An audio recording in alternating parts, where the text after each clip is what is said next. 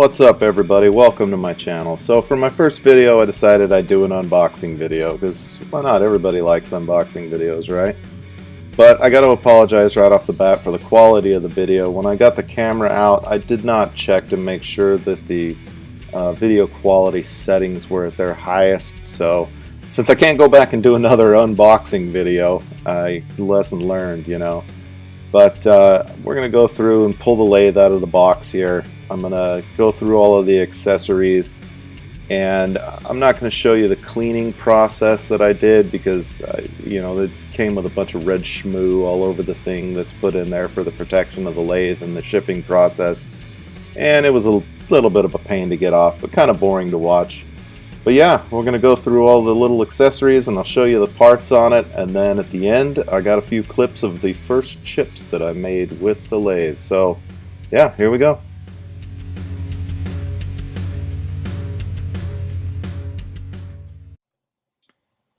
Alright, so here's a little bit more of a closer video of the Central Machinery 7x12 mini lathe that we just unboxed. You can see here that I've got the instructions out.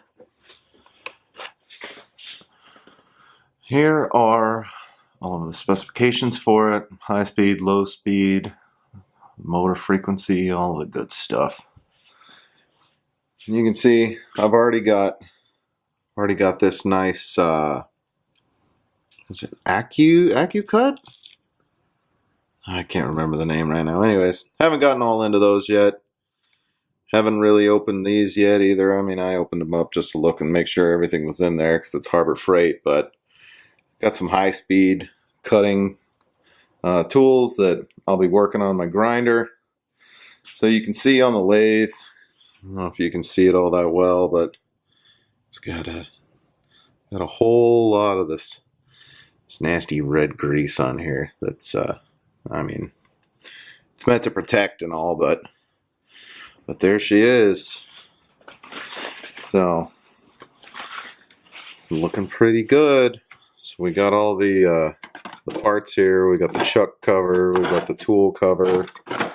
Here's all the gears. It looks like I got a little oiler can in there and some Allen wrenches, and it's like some mounting bolts for the bottom of it too. And these, apparently these are rubber feet for the bottom of it for dampeners, which I figured they probably would be. Got some handles here for the end and for the way. And you know, one of the things that I do, I might just go ahead and turn some new handles for these, because, well, that just sounds like a good project, right? Get rid of these you know, plastic junky things. Do a few upgrades if I can. So we got an extra set of jaws for the chuck, and there's our good old chuck key inside there. Alright, always nice. We've got our center.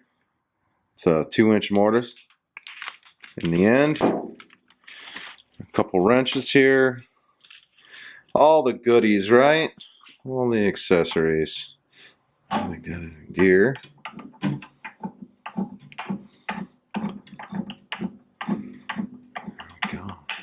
Looks like I'll have to take this thing all apart.